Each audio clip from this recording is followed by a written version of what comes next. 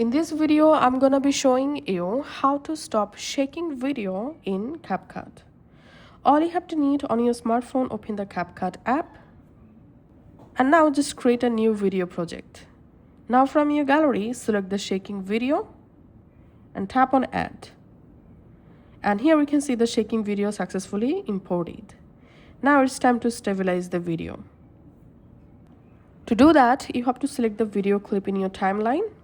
Then in this bottom menu, you have to find out Stabilize option. So here we can see the Stabilize button. Now select Stabilize. And here you can choose minimal cropping or recommended, or you can choose most stable. So in my case, I'm selecting here most stable option and tapping on.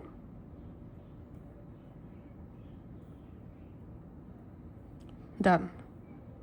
So you can just use this slider to select recommended, stabilizing option, minimal cropping, or most stable.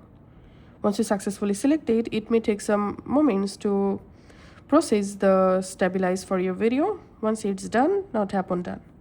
And here we can see the video has been successfully stabilized. So that's it for now. You can now just export the video from here. Thanks for watching.